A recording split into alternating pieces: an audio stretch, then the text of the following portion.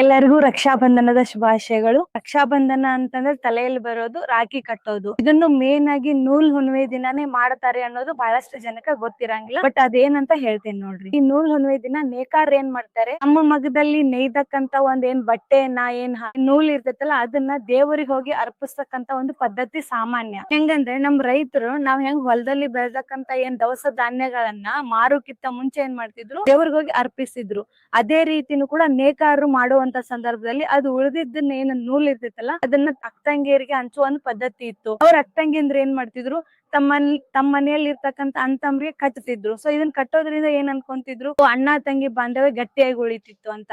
But reason ಇಷ್ಟೇ, ಅವರು ತಮ್ಮ ಸಂಪ್ರದಾಯವನ್ನ ಪಾಲಿಸ್ತಾ ಹೋಗ್ತಿದ್ರು. ಅದೇ ಕ್ರಮೇಣ ಬರ್ತಾ ಬರ್ತಾ ಏನಾಯ್ತು, ರಕ್ಷಾಬಂಧನ ಅಂತ ಹೇಳಿ ಮಾರ್ಪಾಟಾಯ್ತು. ಉತ್ತರ ಕರ್ನಾಟಕದ ಬಹಳಷ್ಟು ಕಡೆ ಏನ್ ಮಾಡ್ತಾರ, ಮಗ್ಗದಲ್ಲಿ ನೇಯ್ತಕ್ಕಂತ ಬಟ್ಟೆಗಳನ್ನ ಧರಿಸ್ತಾರೆ. ಯಾಕಪ್ಪ ಅಂತಂದ್ರೆ ಇಲ್ಲಿ ಜಾಸ್ತಿ ಬಿಸಿಲು ಇರ್ತೈತಿ. ನಾವು ಕಾಟನ್ ಬಟ್ಟೆ ಹಾಕೊಳ್ಳೋದ್ರಿಂದ ಏನಾಗ್ತೈತಿ, ಜಾಸ್ತಿ ಬಿಸಿಲಿಂದ ಬರ್ತಕ್ಕಂತ ಕಿರಣಗಳು ಡೈರೆಕ್ಟ್ ಆಗಿ ಸ್ಕಿನ್ ಮೇಲೆ ಪೆನೆಟ್ರೇಟ್ ಆಗಿ ಸ್ಕಿನ್ನಿಗೆ ಅಂತಂದ್ರೆ ಚರ್ಮಕ್ಕೆ ಸಂಬಂಧಪಟ್ಟಿದ್ ಯಾವ್ದು ಕಾಯಿಲೆ ಬರಂಗಿಲ್ಲ. ನೀವು ನೋಡ್ಬೋದು, ನಮ್ ಉತ್ತರ ಕರ್ನಾಟಕದ ಮಂದಿ ಬರೀ ಕಾಟನ್ ಸೀರೆ ಉಡ್ತಾರ.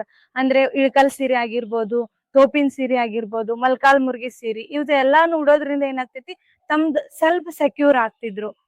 ಹಂಗೆ ಸುಮ್ನೆ ಹೇಳಿದ್ರೆ ಯಾರು ಫಾಲೋ ಮಾಡಲ್ಲ ಅಂತ ಈ ತರ ಒಂದ್ ತಲೆಯಲ್ಲಿ ಇಟ್ಕೊಂಡೇನೆ ನಮ್ಗೆ ಏನ್ ಮಾಡ್ತಿದ್ರು, ಇಂಡೈರೆಕ್ಟ್ ಆಗಿ ಹೆಲ್ತ್ ಅಡ್ವೈಸಸ್ ಎಲ್ಲಾ ಕೊಡ್ತಿದ್ರು. ಇದೇ ತರದ ಒಳ್ಳೆ ವಿಚಾರ ಮತ್ತು ವೈದ್ಯಕೀಯ ಮಾಹಿತಿಗಾಗಿ ನಮ್ ಪೇಜ್ ನ ಫಾಲೋ ಮಾಡಿ.